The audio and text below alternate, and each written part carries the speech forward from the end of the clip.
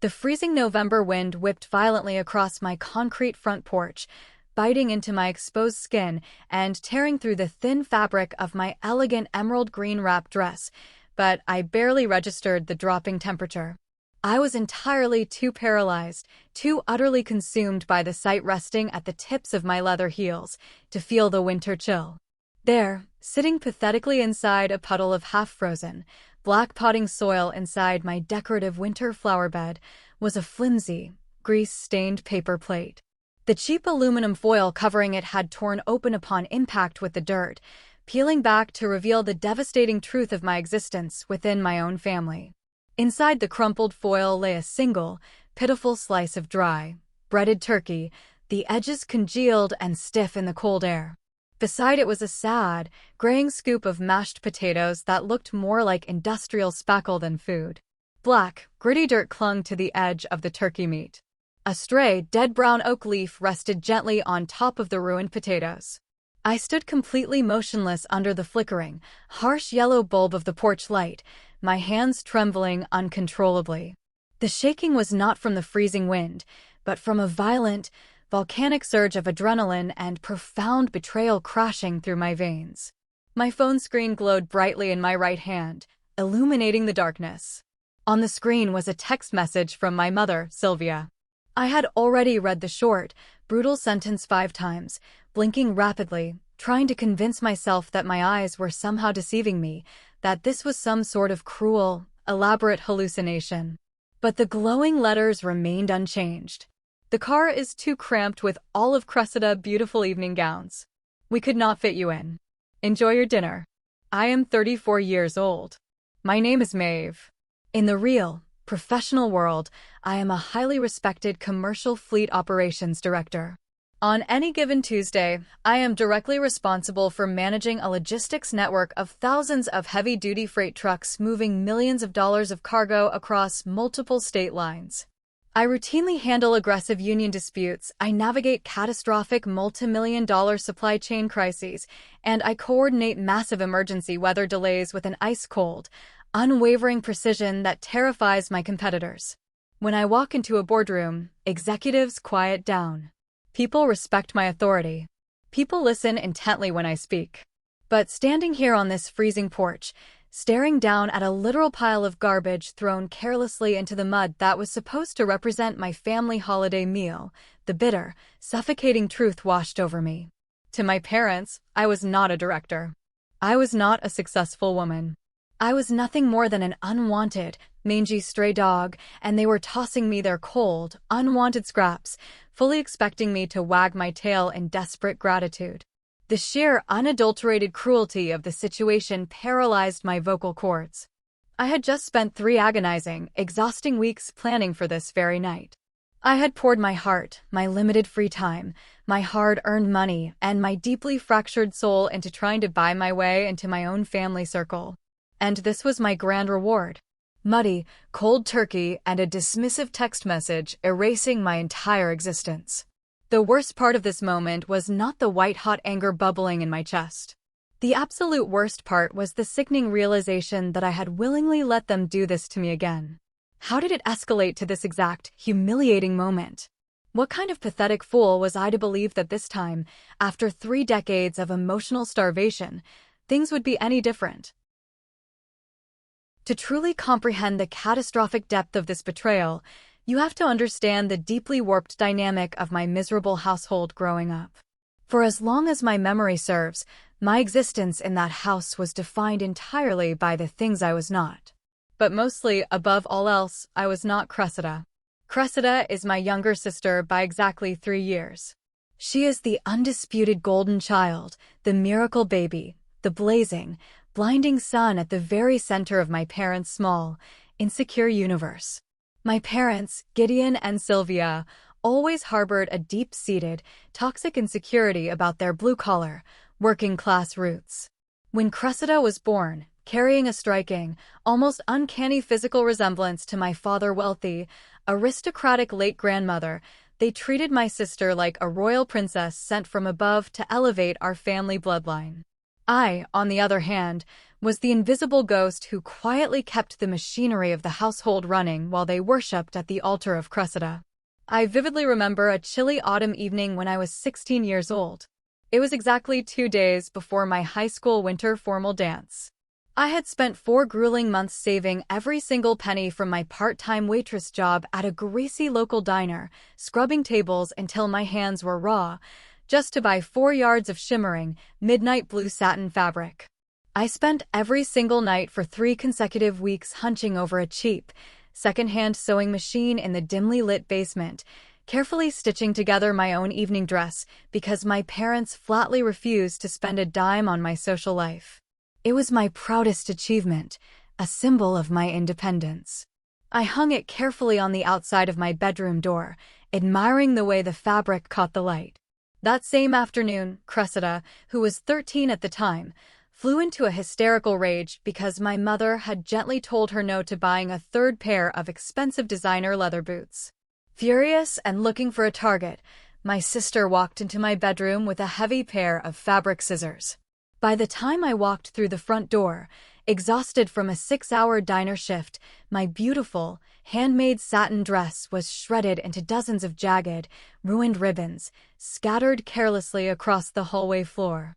Cressida was sitting casually on my bed, humming a pop song and filing her nails.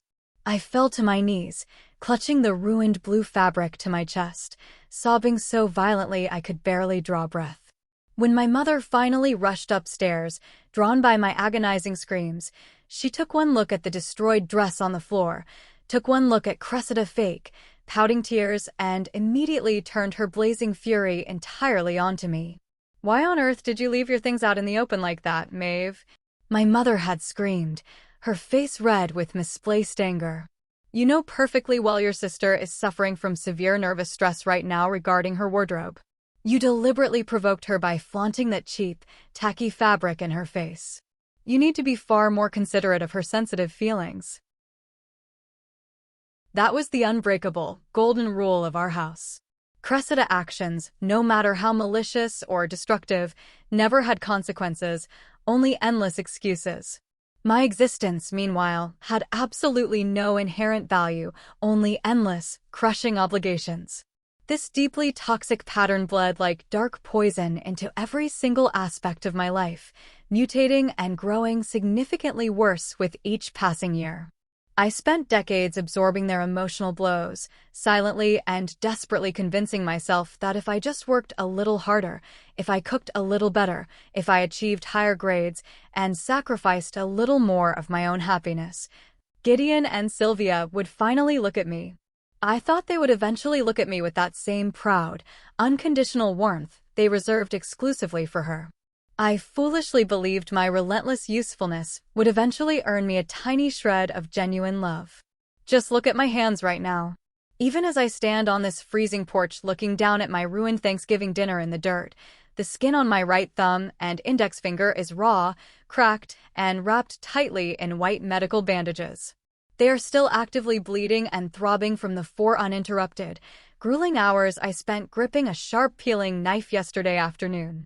I peeled, chopped, diced, and roasted pounds of dense root vegetables until my joints locked up. My lower back ached with a dull, persistent fire, my feet throbbed from standing on hard tile, and my eyes burned endlessly from the sharp sting of chopping dozens of onions and garlic cloves. Meanwhile, while I bled for this meal, Cressida hands were perfectly smooth, rested, and freshly adorned with a $200 French manicure paid for directly by my father. She could not possibly be expected to ruin her delicate skin or chip a nail before a major social event. The stark contrast is almost physically sickening to me now that the heavy fog of familial obligation has finally lifted from my eyes. I was the unpaid, unappreciated hired help. She was the honored, glowing guest of honor. But this particular Thanksgiving was not just another familiar, quiet disappointment. It was a perfectly executed, malicious trap they had carefully laid out, and I, desperate, lonely, and incredibly foolish, had walked willingly right into the steel jaws. The sickening, elaborate illusion had begun exactly 3 weeks before Thanksgiving Day. I was sitting at my sleek kitchen island in my apartment, thoroughly reviewing complex logistics spreadsheets and fuel consumption reports for a major fleet rollout, when my cell phone abruptly shattered the silence. The caller ID flashed Sylvia. My stomach instantly dropped, and I hesitated, my finger hovering over the screen. Phone calls from my mother were incredibly rare, and they absolutely never brought good news. They usually meant someone in the family urgently needed money, or I had completely failed to perform some arbitrary task I was not even aware I was supposed to do. But I answered the call anyway, driven by that pathetic, lingering, deeply ingrained sliver of childhood hope that maybe, just maybe, she was simply calling to ask how my day was going. Her voice dripped with an unusual, sickeningly sweet urgency that immediately made the small hairs on the back of my neck stand straight up in warning. "Maeve, sweetheart," she cooed, her tone sounding like a stranger reading a script. "Your father and I have the most wonderful, exciting news. Uncle Winston has graciously agreed to host the entire extended family at his massive estate for a formal Thanksgiving dinner this year." Uncle Winston was my father's older brother. He was a wildly successful commercial real estate developer, a ruthless businessman whose immense net worth was a subject of frantic, deeply jealous whispering in our household. Gideon and Sylvia worshipped the ground wealth walked on, and they worshipped Uncle Winston specifically because he represented everything they desperately wanted to be but could never achieve. For years, my parents had been desperately trying to corner him to pitch a ridiculous, deeply flawed business proposal. They wanted him to heavily fund Cressida's failing luxury pet spa boutique, a vanity project that was bleeding them dry. They were currently drowning in quiet, crushing debt just trying to keep up the false appearance of high society for Cressida's sake, and Uncle Winston's deep pockets were their only golden ticket out of bankruptcy. This upcoming Thanksgiving dinner was not a warm family gathering in their eyes. It was a high-stakes, strategic networking event designed for my parents to beg for a massive financial investment. But instead of offering a genuine, warm invitation to join the family holiday, my mother's phone call quickly and sharply morphed into a strict, non-negotiable list of culinary demands. Since Uncle Winston is graciously providing the expensive main courses and the luxurious venue, it is only proper that our specific branch of the family contributes the absolute finest gourmet side dishes, Sylvia explained, her tone shifting seamlessly from fake sweetness to her usual dictatorial bark. "We need you to make your signature French onion tart, the truffle roasted asparagus, the garlic confit potato puree, and the spiced cranberry reduction. And listen to me, Maeve, make sure you use the expensive, imported ingredients. We absolutely cannot look cheap or lower class in front of Winston and his wealthy friends." These were not simple, everyday recipes.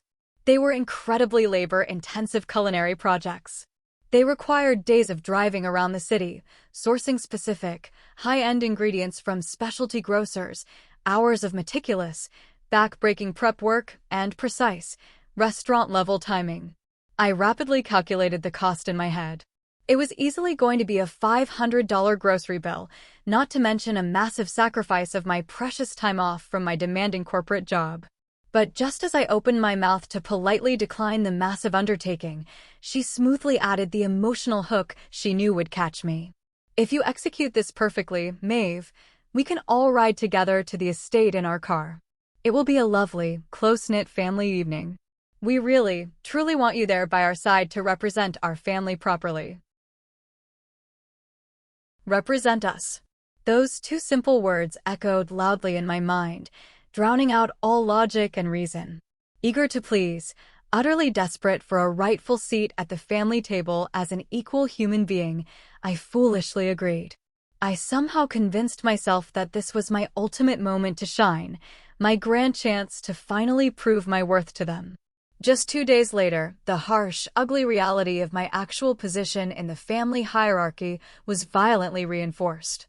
I was sitting at my office desk, knee-deep in routing schedules, when my cell phone buzzed aggressively on the glass. It was Aunt Beatrice.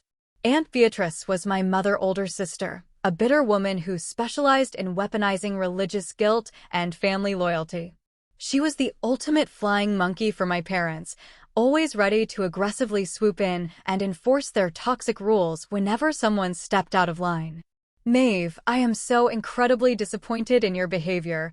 Beatrice began sharply, completely skipping any form of standard greeting or pleasantry. Your poor sister is practically having a severe nervous breakdown right now, and you are sitting comfortably in your fancy corporate office doing absolutely nothing to help her. I blinked, rubbing my temples in confusion. What exactly is wrong with Cressida now? I asked, keeping my tone as neutral as possible. She has spent the entire last 3 days driving all over town, desperately trying to find the perfect designer evening gown for Winston High Society party, Beatrice scolded, her voice dripping with toxic venom and fake sympathy.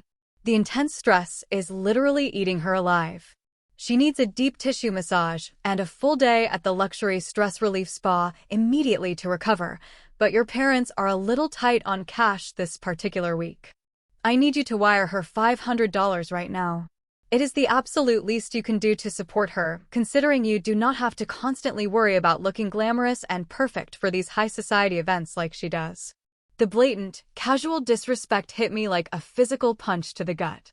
They fully expected me to instantly drain my hard-earned bank account to fund a luxury spa day for a grown, 31-year-old woman whose biggest crisis in life was choosing a dress, while simultaneously implying I was far too ugly, plain, or unimportant to even care about my own physical appearance.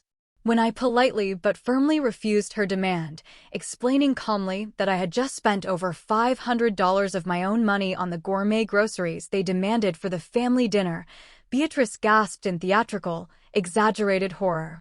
You are so unbelievably selfish, Maeve. Always thinking strictly about your own stupid little kitchen projects and your bank account. Do not be surprised if your sister is far too emotionally distressed to even speak a single word to you at the party next week. You are ruining her holiday. I hung up the phone, my hands shaking violently with suppressed rage and humiliation. I should have canceled the elaborate menu right then and there. I should have thrown the expensive truffles in the garbage and walked away from the entire toxic circus. But the deeply ingrained, powerful psychological conditioning of my childhood immediately kicked in to override my anger. I closed my eyes and vividly remembered the crisp spring day I received the thick envelope notifying me I had won a highly coveted, full-ride academic scholarship for my university degree in supply chain management. I ran down the stairs, practically vibrating with overwhelming joy, and proudly handed the heavy parchment paper to my father, who was watching television. Gideon barely glanced at the paper. He gave a distracted, annoyed grunt, handed it back to me without making eye contact, and said, "That is nice, Maeve. Make sure you wipe down the kitchen counters with bleach before you go to bed tonight. They're sticky." Exactly 10 minutes later, Cressida confidently walked through the front door, loudly announcing to the house that she had been selected as an alternate for the local community college cheerleading squad. The entire house instantly erupted in joyous, screaming celebration. My mother cried tears of joy. By the end of that same week, my parents had eagerly co-signed a massive loan for a brand new, cherry red sports car to appropriately reward Cressida for her incredible, life-altering achievement. My full academic scholarship, which saved them hundreds of thousands of dollars in tuition, was completely ignored. Her minor, insignificant social victory was rewarded with a luxury vehicle. I swallowed the bitter taste of resentment, just as I had faithfully done my entire miserable life. I convinced myself that the food would speak for itself. I would cook the most spectacular, unforgettable meal they had ever seen. I would literally force them to acknowledge my value and my skill. I was meticulously building a grand, elaborate monument out of roasted vegetables and imported French ingredients, desperately hoping it would finally cast a shadow large enough for them to truly see me. I didn't realize I was just meticulously digging my own lonely grave. The entire week leading up to Thanksgiving was an absolute, chaotic blur of frantic, bone-deep, exhausting preparation. I took 2 full days of precious paid time off from my highly demanding corporate job just to properly execute my ridiculous, sprawling menu. My small, normally immaculate kitchen was rapidly transformed into a chaotic, messy war zone of white flour, bubbling simmering pots, and the heavy, rich, lingering scent of roasting garlic and clarifying butter. Every single bone and muscle in my body ached with a dull roar, but I pushed relentlessly through the physical fatigue, driven solely by the pathetic, glowing delusion that this extravagant meal would finally, miraculously bridge the massive emotional canyon between me and my family. To make matters exponentially worse, Cressida treated my cooking process not as a favor, but as a hostile, high-stakes negotiation. She aggressively bombarded my personal phone with demanding text messages at all hours of the day and night, constantly changing her strict dietary requirements on a whim simply to exercise her power and control over my time. Make sure you absolutely do not use any real dairy butter in the potato puree, she texted me at midnight on Tuesday, waking me from a dead sleep. I am doing a strict pre-gala detox cleanse, so I don't look bloated in my silver dress. Use that expensive, organic vegan cashew butter instead. Don't ruin this for me. Exactly 12 hours later, another rapid-fire message arrived while I was at the grocery store. Actually, never mind. That vegan butter tastes like literal cardboard. Use the imported French grass-fed butter, but make sure you fully clarify it first so it doesn't mess with my sensitive digestion. Oh, and I already told Uncle Winston you were bringing rare white truffle mushrooms for the asparagus dish. You better not embarrass me in front of his rich friends with those cheap, dirty grocery store mushrooms, Maeve. Get the real ones. I spent 4 agonizing hours driving in heavy holiday traffic to 3 different, overpriced gourmet markets across the sprawling city just to locate genuine white truffle oil and premium, perfectly straight asparagus spears, draining my checking account even further into the red. I was physically and mentally exhausted, but every single time I thought about complaining or giving up, a dark, heavy memory would slowly surface from the depths of my mind, violently reminding me of the severe penalty for demanding attention or sympathy in my family. When I was 22 years old, I collapsed suddenly on the hard concrete floor of my warehouse job, struck down by a ruptured appendix. The searing, blinding pain was so agonizing I genuinely thought I was going to die right there among the wooden pallets. I was rushed immediately to the local emergency room in a screaming ambulance and thrust directly into emergency surgery to save my life. When I finally woke up hours later in the sterile, glaring fluorescent light of the hospital recovery room, groggy, terrified, and in immense pain, I looked around the room. I was completely, utterly alone. There were no balloons, no flowers, no worried parents sitting by my bed. I begged the sympathetic overnight nurse to call my parents' house. Hours slowly ticked by in agonizing silence. Finally, my mother answered the hospital phone. Her voice was hushed, irritated, and filled with annoyance. "Maeve, please keep your voice down," Sylvia hissed through the receiver, acting as if I had interrupted something sacred. "We are currently at the downtown studio. Cressida is doing her final screen test for that local toothpaste commercial. She needs our absolute full moral support right now. She is incredibly nervous about the harsh lighting in the studio. We cannot just abandon her in her moment of need because you have a little stomach ache." I had just had a rotting organ surgically removed from my body to prevent sepsis, and my own mother casually called it a little stomach ache strictly because acknowledging my near-death experience interfered with watching Cressida smile for a camera. A commercial audition that she spectacularly failed, by the way, because she threw a tantrum and refused to take basic direction from the casting director. Absolutely no one from my family came to visit me in the hospital for 3 long, lonely days. I eventually put on my own clothes, called a taxi, and rode home alone, clutching my bruised, stitched abdomen over every bump in the road. That dark memory was a permanent, ugly scar on my soul, a constant, echoing reminder that my physical pain and very survival would always be secondary to Cressida minor inconveniences. So, I buried the resentment and I cooked. I chopped, I stirred, I whisked, and I baked until my shoulder muscles screamed in protest. By Thursday Thanksgiving morning, my kitchen counters were proudly lined with genuine culinary masterpieces. The complex French onion tart was baked to a perfect, flawless golden brown crisp. The bright green asparagus glistened beautifully with expensive, aromatic truffle oil. The heavy potato puree was as smooth and rich as heavy silk. I carefully, methodically packed everything into professional-grade, insulated, heavy-duty catering carriers to ensure the food stayed piping hot and perfect for the long 2-hour drive to Uncle Winston's sprawling estate. By 1 o'clock in the afternoon, the grueling kitchen labor was finally done. I furiously scrubbed the kitchen spotless, took a long, scalding hot shower to wash the heavy smell of grease and onions from my hair, and went into my bedroom to get dressed. I had specifically purchased a beautiful, sophisticated emerald green wrap dress for this exact occasion, spending money I shouldn't have just to look the part. I applied my makeup with meticulous, careful precision, styled my hair into elegant waves, and slipped on a pair of sharp, professional black heels. Looking at my reflection in the full-length mirror, I felt a rare, powerful surge of genuine confidence. I looked successful. I looked sharp. I looked exactly like a woman who rightfully belonged sitting at a billionaire elegant dining table. I carried the heavy insulated bags out to the front door, lining them up neatly in the narrow hallway.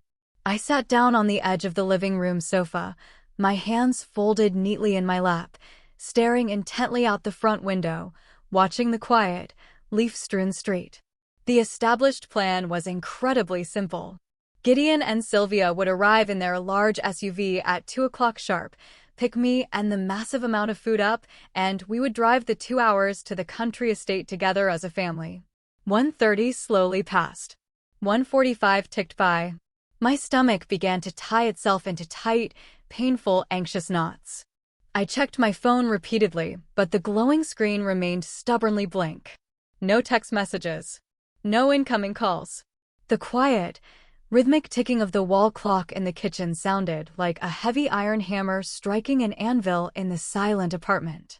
If you are watching this video right now and you have ever sat silently by a window, dressed in your absolute best clothes, desperately waiting for a family that constantly, casually treats you like an afterthought, please leave a comment down below. Let me know I am not the only person in the world who has felt this specific, crushing weight of agonizing anticipation. And if my story resonates with your own life experiences, please hit that subscribe button. It really helps the channel grow and reach others. At exactly 1:58, a familiar, large silver SUV turned the corner at the end of the block and slowly rolled down my quiet street. My heavy heart instantly leaped up into my throat. I stood up quickly, smoothing the invisible wrinkles from my emerald dress, a massive, genuine smile finally breaking across my exhausted, hopeful face. I eagerly grabbed the handles of the heavy catering bags, fully ready to carry them out to the open trunk. I watched happily through the sheer living room curtains as the SUV pulled sharply into my driveway, the heavy tires crunching loudly over the loose gravel. But the engine did not turn off. The doors did not unlock to welcome me. I stood entirely frozen in my living room as the driver's side door swung open, and my father, Gideon, stepped heavily out into the freezing November wind.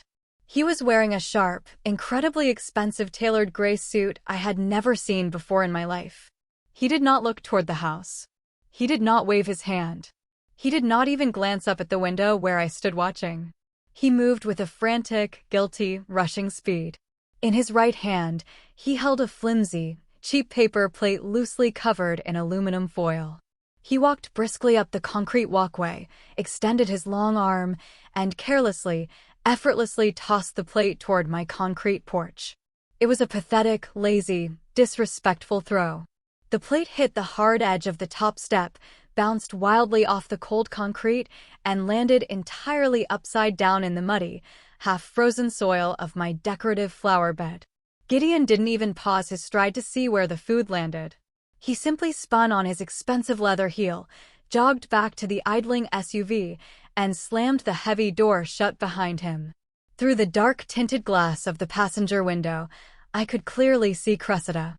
She was wearing a breathtaking, glittering silver evening gown that easily cost $1,000. Her head was thrown back against the headrest, her mouth wide open in uproarious, silent laughter as she typed rapidly on her glowing phone screen.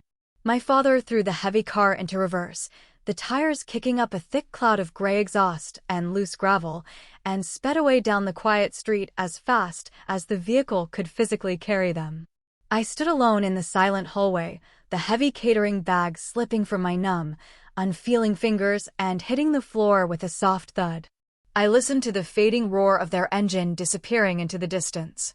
The absolute silence that followed in my apartment was deafening, ringing in my ears like a physical alarm. I genuinely do not know how long I stood there in the narrow hallway, frozen perfectly still like a statue carved out of solid block of ice. The beautiful, expensive emerald green wrap dress I wore suddenly felt like a ridiculous, humiliating clown costume clinging to my skin. My chest tightened so severely, so violently, I genuinely thought my ribs were going to crack and splinter under the immense, invisible pressure. I moved mechanically, like a robot acting purely on programmed instinct, my hand reaching out slowly to turn the heavy brass deadbolt. The front door groaned loudly as it opened, instantly letting in a violent, howling gust of freezing wind that hit my flushed face like a physical, stinging slap. I walked out onto the cold concrete steps, the freezing wind instantly biting through my thin nylon stockings. I slowly looked down at the ground. The cheap paper plate lay upside down in the dirt, a perfect, tragic symbol of my entire existence and value within this family unit.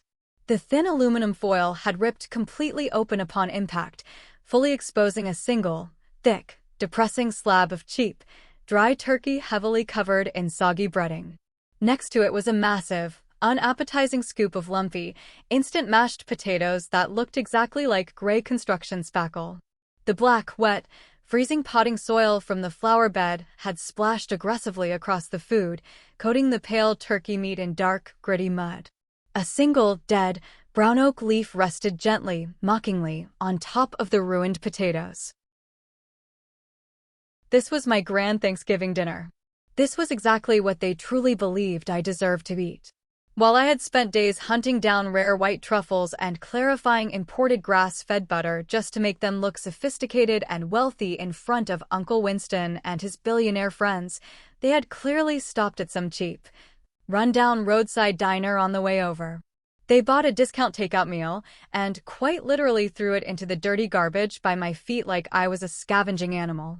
Suddenly, the sharp, piercing ping of an incoming text message echoed loudly from the phone clutched in my numb hand. I slowly raised the glowing screen to my face. The message was from Sylvia.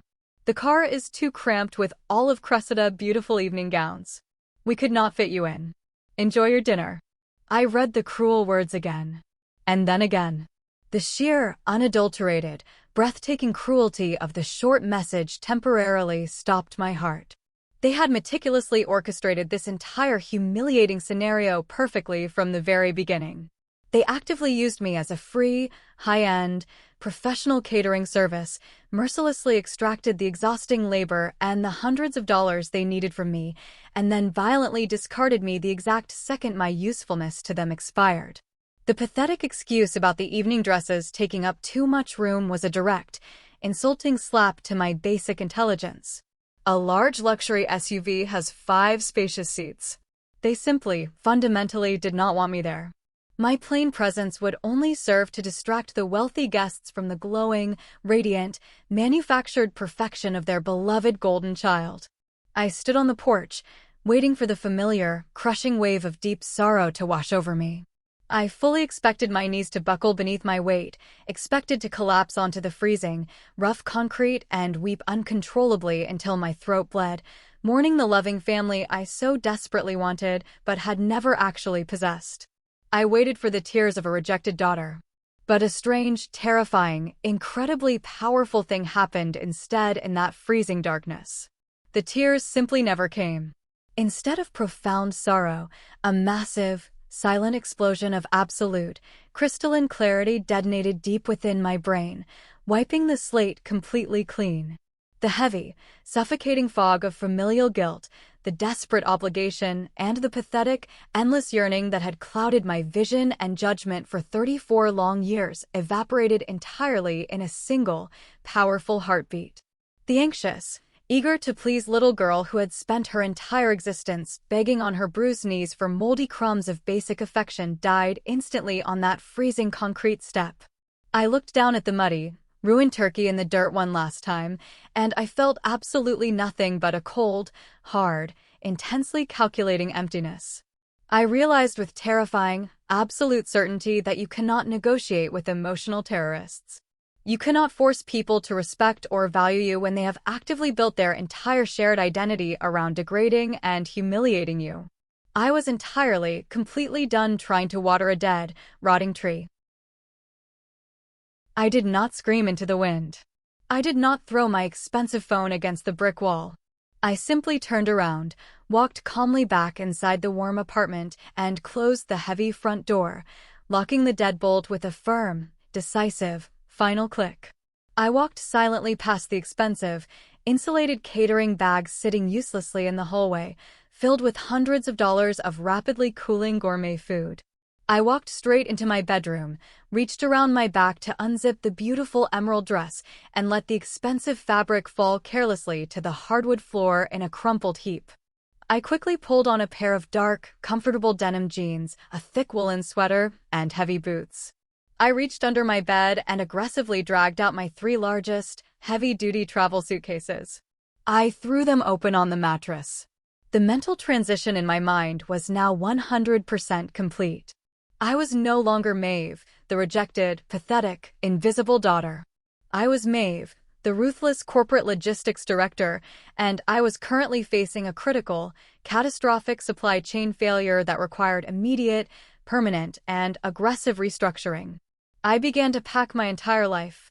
I moved with a lethal, terrifying efficiency, rolling my clothing tightly to maximize square-inch space, systematically gathering every single important legal document. I owned my birth certificate, my tax records, my passport, my diplomas. I emptied my jewelry box into a velvet pouch. I packed my expensive laptops and electronics.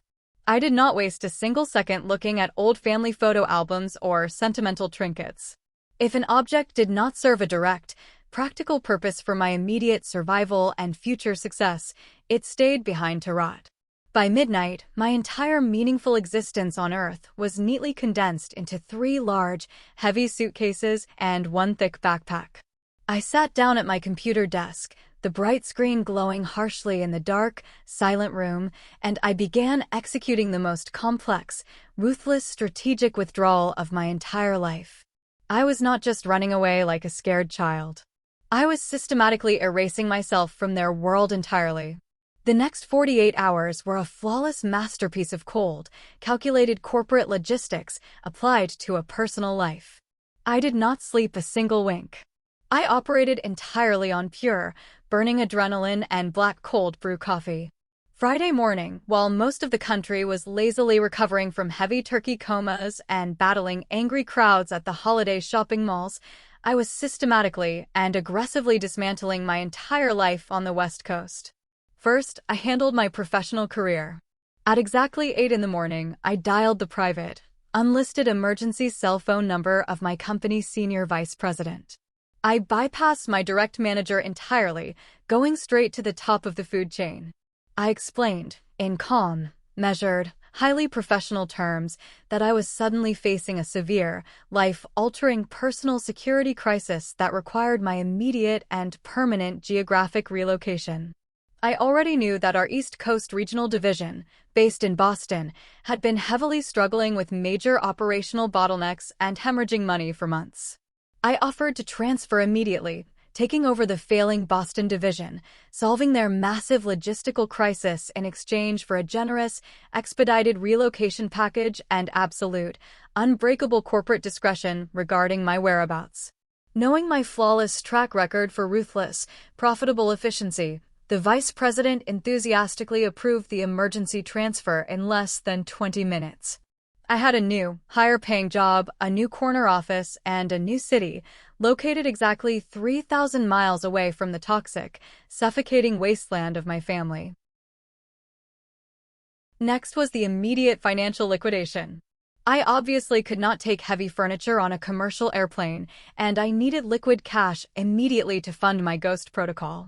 I aggressively posted my entire apartment contents on multiple local online marketplaces, with prices drastically slashed to the bone just to move inventory quickly. Designer leather sofas, high-end flat-screen televisions, solid wood dining tables, kitchen appliances. I ruthlessly sold $25,000 worth of accumulated assets for a meager $6,500 in physical cash. I did not care about the massive financial loss. I cared only about speed and efficiency. Strangers filed in and out of my apartment all day Friday and throughout Saturday, carrying away the physical remnants of my past life while eagerly handing over thick stacks of $20 and $100 bills. By Saturday evening, my once beautiful apartment was a hollow, echoing, empty shell. I contacted my landlord, paid the heavy financial penalty fee for breaking my lease early using the stack of cash I had just acquired, and permanently handed over the keys. Before I called the airport taxi, I stood completely alone in the center of the empty living room one last time. I pulled my cell phone from my pocket. I did not draft a dramatic, tear-soaked goodbye essay to my parents. I did not demand an explanation, beg for an apology, or hurl angry insults. I actively denied them the sick satisfaction of any emotional reaction whatsoever. I opened my contacts list and systematically, permanently blocked Gideon, Sylvia, Cressida, Aunt Beatrice, and every single flying monkey relative who had ever enabled or participated in their abuse. I permanently deleted all of my personal social media accounts, wiping my digital footprint completely clean from the internet. Then, I popped the small plastic SIM card out of the side of the phone, snapped the tiny piece of plastic completely in half with my thumb, and dropped the pieces directly down the kitchen sink garbage disposal, grinding it into untraceable dust. I purchased a cheap, prepaid burner phone with cash at a convenience store on the way to the airport terminal. I was now completely a ghost. I boarded a crowded red-eye flight to Boston late Saturday night. As the massive plane accelerated violently down the runway and lifted smoothly into the dark, freezing winter sky, pressing me firmly back into my seat, I looked out the small scratched window at the rapidly shrinking city lights below. I had successfully entirely vanished. I left them with absolutely no forwarding address, no working phone number, and no digital trail to follow. I was finally, truly free. What I did not know at the time, as I flew safely toward my brand new life, was that the deeply toxic machinery of my family did not simply stop working just because I left. Deprived of their favorite emotional punching bag and the invisible, reliable financial safety net I had unknowingly provided for years, Gideon and Sylvia poured all of their manic energy and every single cent of their hard-earned retirement savings into desperately maintaining Cressida Golden, flawless illusion. Without me there to act as the responsible, grounding counterweight, Cressida insane demands rapidly escalated to catastrophic, unmanageable levels. Over the next few years, she easily convinced my aging, desperate parents to fully mortgage their paid-off family house to heavily fund her ridiculous, doomed boutique pet spa concept, a terrible business that failed spectacularly within 18 short months because she adamantly refused to actually work a single day. She recklessly maxed out multiple credit cards on luxury, high-end vacations to Dubai and Paris, desperate to maintain a fake influencer lifestyle on social media that she could not actually afford, while my parents slowly suffocated under the crushing, inevitable weight of astronomical bank interest rates. But far worse than the impending financial ruin was the dark, illegal secret Cressida was actively keeping from everyone.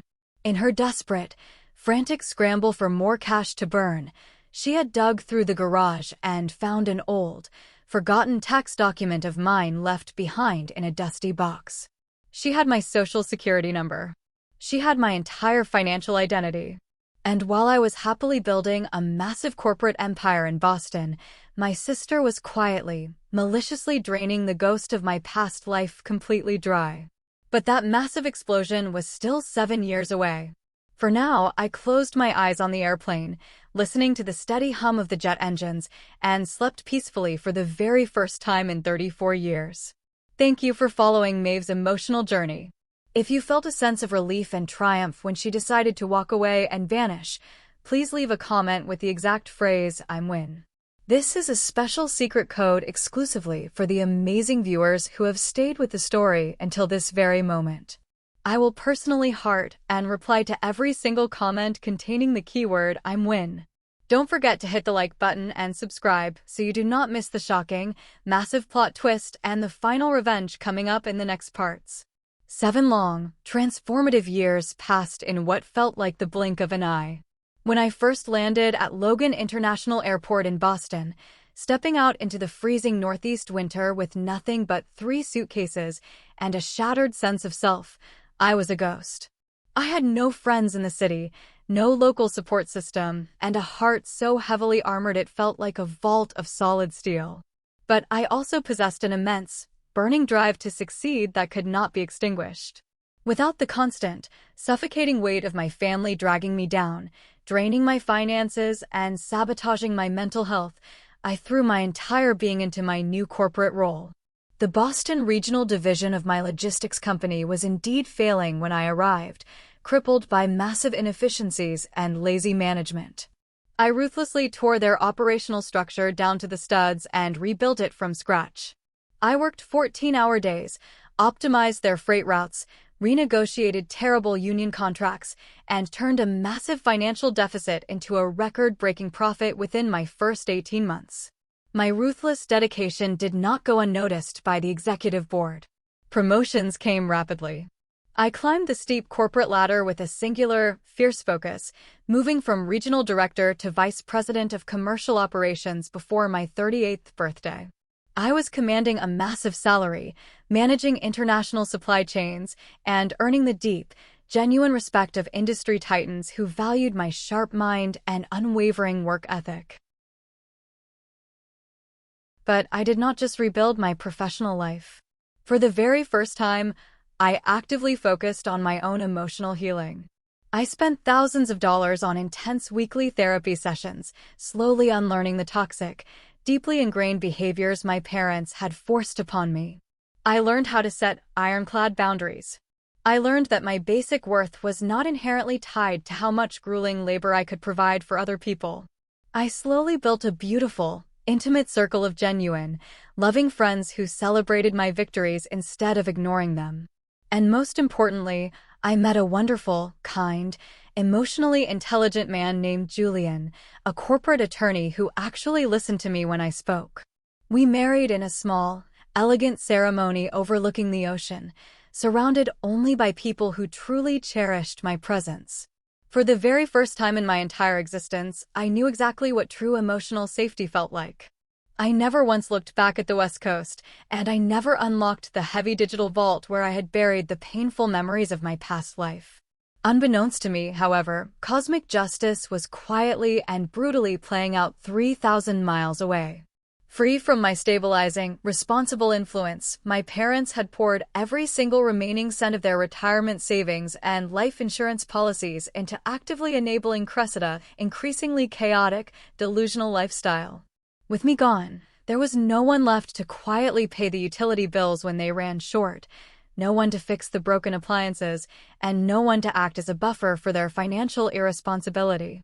They had blindly funded her ridiculous luxury pet spa boutique, pouring nearly $600,000 into expensive commercial leases, imported marble flooring for dog baths, and ridiculous marketing campaigns. The business predictably failed within a year and a half because Cressida refused to wake up before noon to actually manage the store. To maintain the glittering illusion of her golden status, my aging parents took out massive second mortgages on their home. They funded her lavish influencer vacations to Europe, her endless designer wardrobes, and her mountain of revolving credit card debt. By the 7th year of my absence, the endless river of money ran entirely dry, leaving Gideon and Sylvia on the absolute, terrifying brink of total, unrecoverable bankruptcy. They were drowning, suffocating under the immense weight of the entitled monster they had spent 3 decades creating. They were forced to sell their remaining assets just to keep the lights on, their dreams of high society networking with Uncle Winston permanently destroyed by their own foolish financial decisions. I was blissfully unaware of their miserable downfall, living my beautiful, successful life in Boston. I truly believed the dark chapter of my family was permanently closed. I believed I was safe. That immense feeling of safety shattered into a million jagged pieces on a random Tuesday morning. I was sitting in my corner office, sipping hot coffee and watching the snow fall over the Boston skyline, when a priority email pinged in my inbox. The sender was an external vendor, a man named Lucian, who was the senior forensic accountant for a massive national bank our company partnered with for corporate credit lines. The subject line read urgent inquiry regarding outstanding fraudulent debt. Frowning in confusion, I clicked open the encrypted message. The words on the screen made the hot coffee in my stomach turn to heavy lead. Lucian was requesting an immediate, private meeting regarding a series of massive, unpaid business loans and defaulted credit lines officially registered under my name and my social security number, originating from a bank branch on the West Coast. According to the attached digital files, I apparently owed a staggering $180,000 in defaulted loans for a failed commercial business venture. The blood instantly drained from my face, leaving my skin ice cold. I had not lived on the West Coast in 7 years. I had never opened a business loan in my life. I stared at the scanned signature on the digital loan application. It was a clumsy, desperate forgery of my handwriting. I didn't need to hire a private investigator to know exactly whose manicured hand had signed that paper. The ghost of my past had not just haunted me. It had reached across the country and tried to steal my future. The very next morning, I sat across from Lucian in a secure, glass-walled conference room at my corporate headquarters. Lucian was a sharp, meticulous man who specialized in tracing hidden money and exposing financial fraud. He slid a thick, heavy manila folder across the mahogany table toward me. Over the last 7 years, Lucian explained, his tone serious and professional, someone with intimate, direct access to your personal information has been systematically using your old, abandoned identity to secure fraudulent business loans and massive lines of credit. They used your excellent credit history, which remained pristine after you relocated, to fund a commercial lease for a pet grooming business that ultimately defaulted. I opened the folder, my eyes scanning the endless pages of forged documents, fake tax returns, and defaulted loan notices. Cressida had apparently found an old tax document I left behind in the chaotic rush of my escape. She had weaponized my identity to fund her doomed luxury spa, and my parents, desperate to keep her happy, had clearly looked the other way while she committed federal crimes. We can easily prove you were residing in Massachusetts while these loans were executed in California, Lucian assured me, tapping a pen on the table. You will not be held financially liable for this $180,000 debt. However, the bank is preparing to press severe criminal charges against the perpetrator for grand larceny and identity theft. We just need your formal statement to proceed with the indictments. I looked at the forged signature, feeling a strange, dark calm settle over my mind. They didn't just throw my dinner in the dirt. They tried to throw my entire financial future into a shredder. Leave the legal paperwork with me, Lucian, I said softly, closing the heavy folder.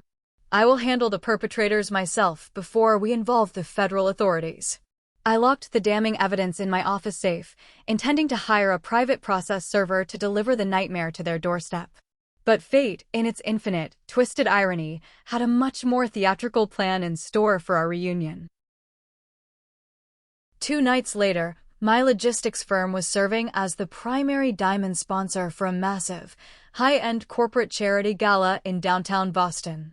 It was a sprawling, luxurious event held in the grand ballroom of a historic luxury hotel, packed with wealthy investors, politicians, and industry executives.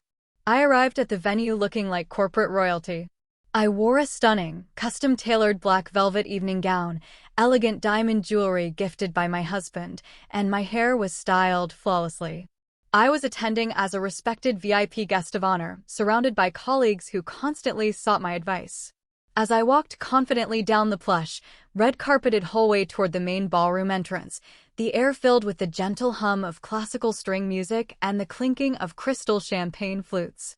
I approached the massive event registration and catering staging area, a space hidden slightly behind heavy, sweeping velvet drapes, where the hired help prepared the appetizers for the wealthy guests. I casually glanced toward the staging area, expecting to see anonymous hotel staff. Instead, my high heels stopped dead on the carpet. My breath caught sharply in my throat, threatening to choke me. There, standing nervously behind a long table covered in cheap plastic name tags and lukewarm appetizers, were Gideon, Sylvia, and Cressida. The visual contrast was so profoundly jarring it almost made me dizzy.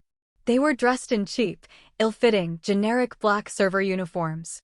My father, who used to wear expensive tailored suits to impress Uncle Winston, looked exhausted, his shoulders slumped heavily in defeat as he arranged tiny pieces of cheese on a silver platter. My mother looked aged and haggard, her hair pulled back tightly, arguing quietly with the hotel manager. And Cressida, the golden child who once wore $1,000 silver gowns and mocked my cheap fabrics, was wearing a stained white apron, desperately trying to hand out event programs to passing executives who aggressively ignored her existence. They had clearly hit rock bottom. Forced into a traveling, low-wage catering agency just to survive, they had ironically been contracted to serve appetizers at an event my company was funding. The exact moment Cressida's eyes swept over the glittering crowd and landed directly on my face, her jaw literally dropped open in pure, unadulterated shock. The stack of programs she was holding slipped from her trembling hands, scattering across the floor. She frantically nudged my mother in the ribs, pointing a shaking, unmanicured finger directly at me.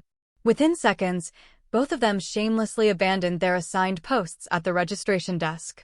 They aggressively pushed past several wealthy corporate executives, causing a minor scene, desperate to reach me. Before I could even take a defensive step backward, my mother threw her arms around my velvet gown, bursting into a massive flood of theatrical, breathless tears right there in the crowded hallway. "Oh, Maeve. My beautiful, wonderful Maeve." She sobbed loudly, ensuring everyone around us could hear her performance. "We have been desperately searching for you for 7 agonizing years. We missed you so much." Cressida stood directly beside her, nodding rapidly with a look of intense, deeply synthetic sympathy plastered across her pale face.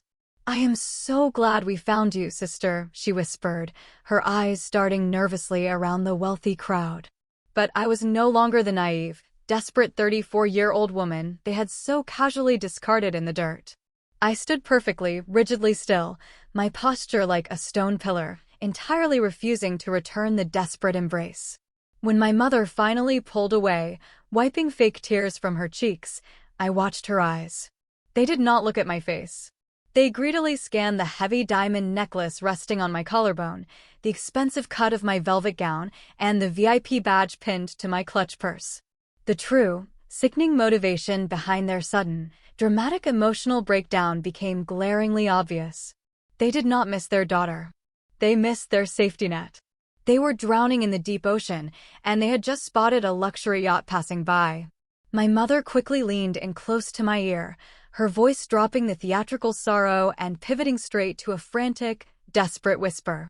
"Maeve, sweetheart, you look so incredibly wealthy," she murmured, bypassing any genuine questions about my well-being.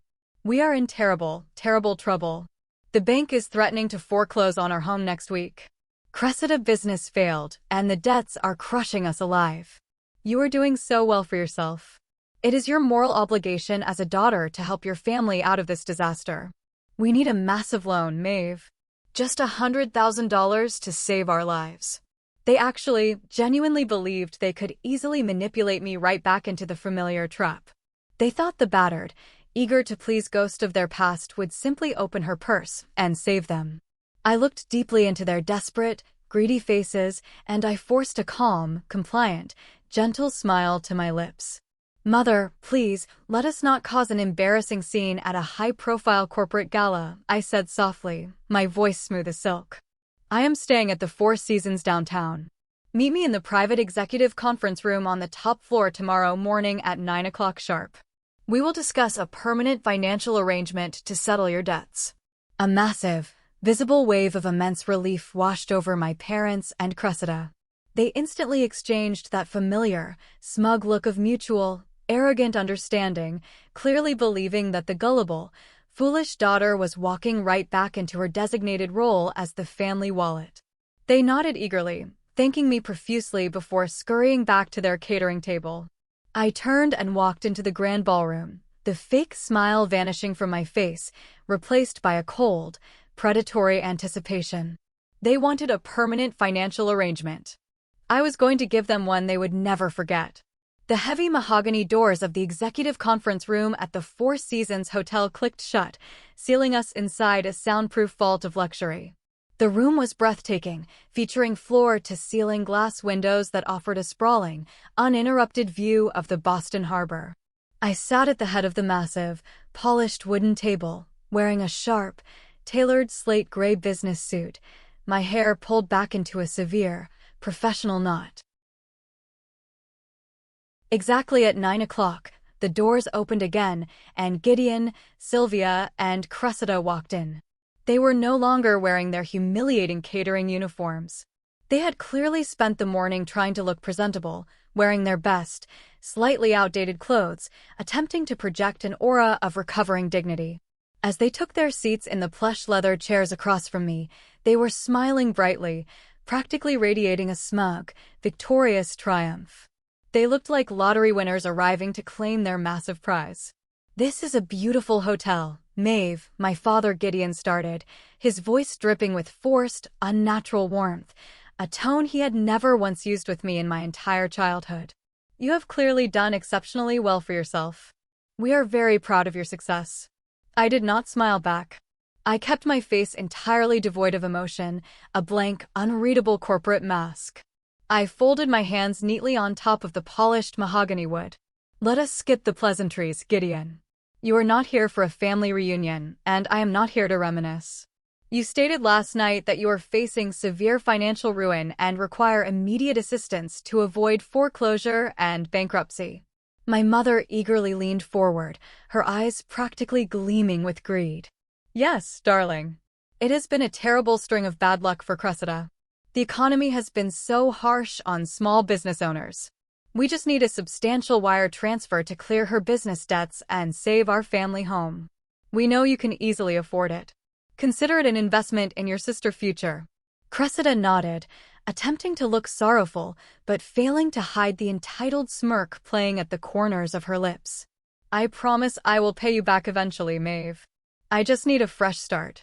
I stared directly into Cressida's eyes, letting the heavy silence stretch out in the room until the smug smiles slowly began to falter, replaced by a creeping, uneasy tension. "I am not writing you a check today," I said, my voice dropping to a low, icy register that carried clearly across the large room. The reaction was instantaneous. My mother's face contorted into a mask of sudden, furious indignation, the fake sweetness evaporating in a millisecond. "What do you mean you are not writing a check?" Sylvia demanded, her voice rising sharply in anger. "We are your blood. We raised you. You owe us this money after abandoning us without a word for 7 years. I ignored her outburst entirely. Instead, I reached down into my leather briefcase resting on the floor and pulled out the thick, heavy manila folder Lucian had given me. I slid it firmly across the polished mahogany table. It stopped directly in front of Cressida. "Open it," I commanded. Cressida frowned, confused and irritated. She pulled the folder closer, expecting perhaps a strict contract or a payment plan agreement. She flipped the heavy cover open. Her eyes darted down to the first page. I watched the exact moment her arrogant, entitled world shattered into pieces. The color drained from her face so rapidly she looked like a freshly painted white wall. Her hands began to tremble violently, the thick paper rattling against the wood. She was staring directly at a high-resolution copy of a fraudulent loan application for $180,000, prominently featuring her own forged version of my signature, alongside a detailed timeline of my stolen Social Security number usage. "What is this?" my father demanded, sensing the sudden, catastrophic shift in the room atmosphere. He snatched the papers from Cressida's shaking hands, scanning the bold legal text.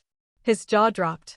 "That, Gideon, is a comprehensive, meticulously documented mountain of evidence gathered by a senior forensic accounting team," I explained, leaning back comfortably in my leather chair.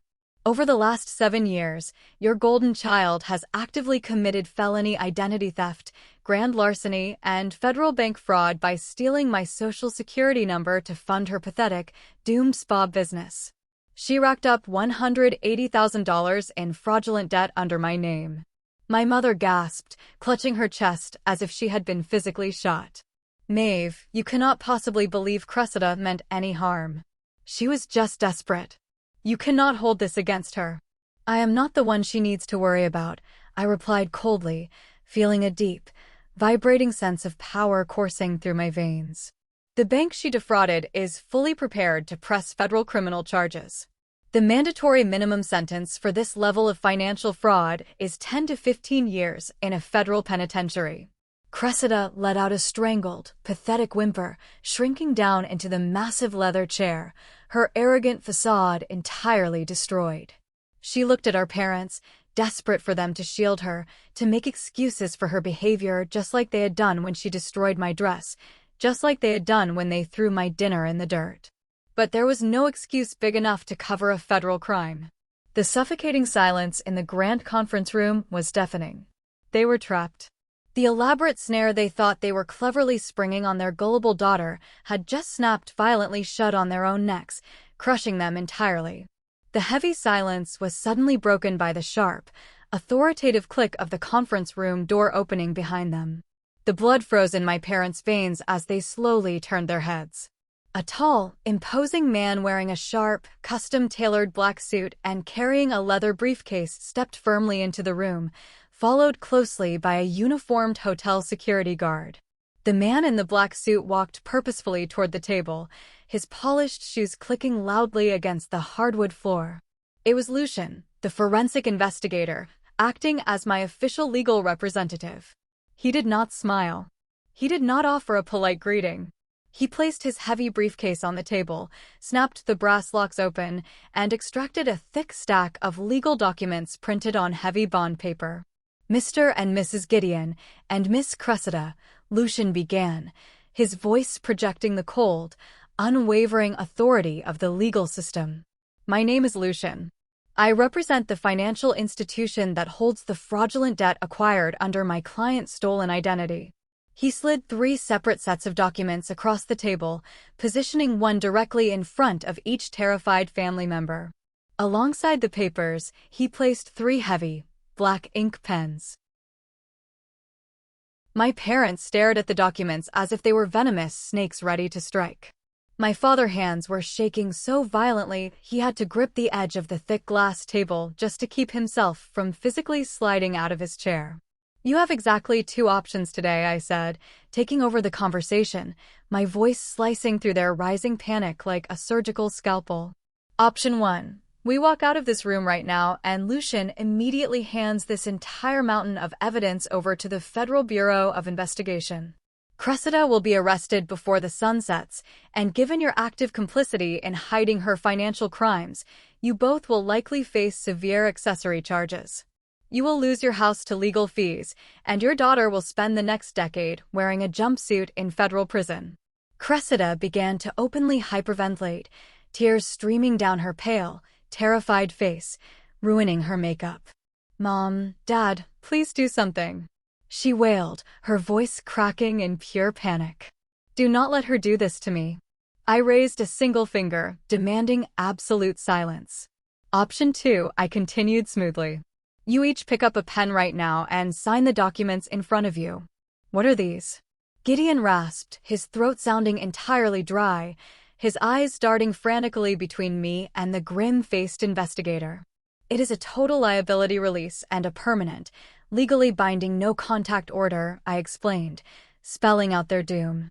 By signing those papers, you legally surrender any and all future claims to my estate, my finances, and my life. You formally admit to the identity theft, allowing the bank to transfer the massive debt strictly into Cressida's name. Furthermore, you agree to an absolute, permanent restraining order. If any of you ever attempt to contact me, call me, approach my home, or interfere with my life in any capacity ever again, the criminal charges will be instantly activated. The brutal reality of the ultimatum crashed down on them with the weight of a collapsing building. For 34 years, they had held all the power. They had dictated my worth, mocked my efforts, and treated me like disposable garbage. Now, the dynamic had violently and permanently inverted. I held their entire lives in the palm of my hand, and I was casually threatening to crush them. Then, the most spectacular, pathetic display of human selfishness unfolded before my eyes. Realizing that they were facing severe criminal accessory charges and the total loss of their freedom, Gideon and Sylvia's survival instincts brutally kicked in. The unconditional, blinding love they had always reserved for their golden child evaporated the second their own necks were placed on the chopping block. "You foolish, stupid girl!" Gideon suddenly roared, turning fiercely on Cressida, his face purple with intense rage. "We told you that spa was a terrible idea. You ruined us. You stole your sister identity and dragged us into your criminal mess." Sylvia joined the assault, pointing a shaking finger at her beloved favorite daughter. "We mortgaged our home for you.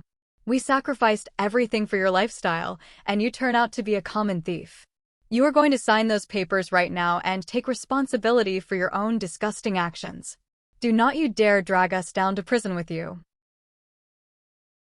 Cressida shrank back in her chair, weeping hysterically, utterly destroyed by the sudden, vicious betrayal of her enabling parents. The protective shield they had built around her for 3 decades had shattered in an instant when faced with the harsh, terrifying reality of the legal system. "Sign the papers," I commanded, my voice echoing loudly in the tense room. "Or Lucian makes the phone call. You have 60 seconds.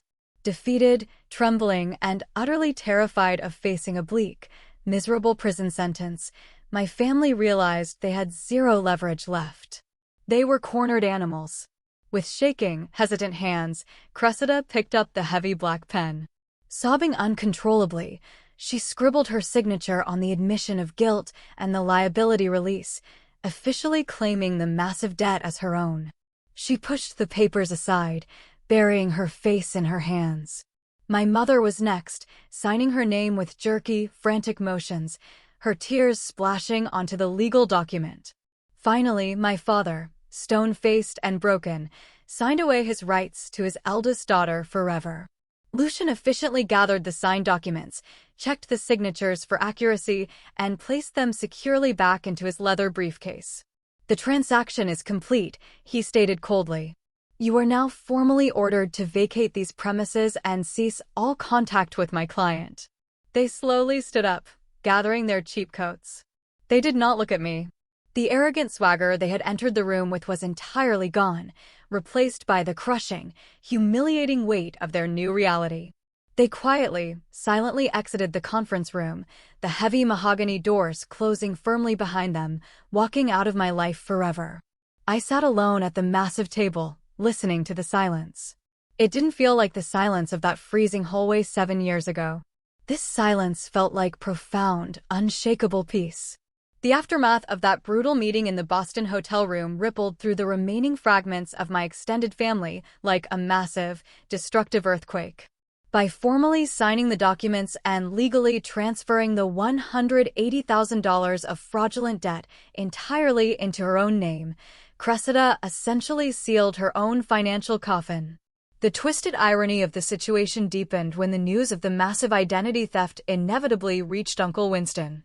As a prominent, wealthy commercial real estate developer, Winston actively maintained close, powerful relationships with the executive boards of several major national banks, including the exact institution Cressida had recklessly defrauded. Through his vast financial network, he discovered the truth about the forged loans and the despicable way Gideon and Sylvia had actively enabled the theft. Uncle Winston, a ruthless businessman who despised liars and thieves above all else, was furious. He immediately cut all ties with my parents. He explicitly wrote Gideon, Sylvia, and Cressida permanently out of his massive will, stripping away their final, desperate delusion of inheriting a fortune to save them from their own ruin. Furthermore, he used his considerable social influence to ensure they were blacklisted from every high society event and networking circle they had spent decades trying to infiltrate. Faced with the crushing, insurmountable reality of the massive debt and the looming threat of bank lawsuits, Cressida was finally, brutally forced to do the one thing she had actively avoided her entire pampered life. She had to get a real, grueling job. The boutique pet spa was liquidated, and the golden child, who once threw a tantrum over wearing the wrong designer gown, was forced to accept a minimum wage position washing greasy dishes in the back of a busy, crowded diner just to make the minimum monthly payments on her massive fraud debt. She was trapped in a cycle of endless, exhausting manual labor, a poetic, fitting punishment for the years she had spent casually mocking my own hard work. My parents, utterly stripped of their financial dignity and social standing, were forced to rapidly sell their beloved family home at a massive loss just to avoid total, catastrophic bankruptcy. They moved into a tiny, cramped, depressing apartment on the bad side of town, finally forced to confront the harsh, ugly reality of the entitled monster they had spent 30 years cultivating. Their golden child had burned their entire world to the ground. As for me, I returned to my beautiful, peaceful life in Boston, feeling lighter and more powerful than I ever had before. I stood by the massive floor-to-ceiling window in my corner office, looking out over the sprawling, glittering skyline of the city I had conquered. I thought back to that freezing November night 7 years ago.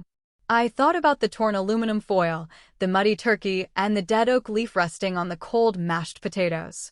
For years, I had viewed that specific moment as the lowest, most humiliating point of my entire existence. But looking back now, with the incredible clarity of distance and success, I realized something profound.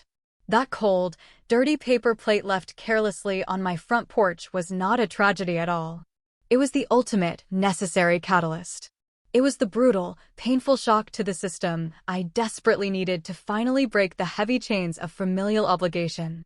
That plate of garbage forced me to find my own inner strength, to run away, and to claim the absolute freedom and massive success I truly deserved. By trying to tear me down and discard me in the dirt, they accidentally handed me the exact key to my own empire.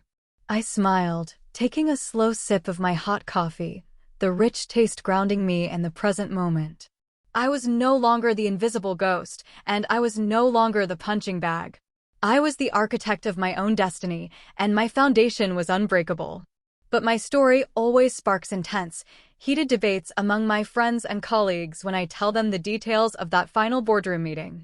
Many people tell me that I handled the situation with the exact, ruthless precision it required, protecting my assets and delivering long overdue karma. However, there are always a few people who argue that I was far too cold, that dangled a federal prison sentence over the head of my own biological sister was a step too far, and that I should have shown a tiny shred of mercy to my aging parents when they were already drowning in debt. They argue that blood is blood and family always deserves a second chance to explain themselves.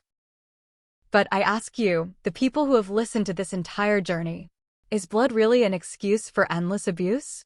Does sharing DNA obligate you to act as a human shield for someone else's toxic, criminal behavior? What would you have done if your own family left you behind in the dirt, only to return years later trying to steal your future? Would you have walked away forever and dropped the hammer like I did, or would you have given them another chance to apologize? Comment your thoughts and your personal verdicts down below, because I read every single one of them. Thank you so much for watching. If you have not subscribed yet, please hit that subscribe button and turn on notifications. Check out the 2 videos on your screen right now for more shocking, unbelievable stories of family drama and ultimate revenge. I will see you in the next video.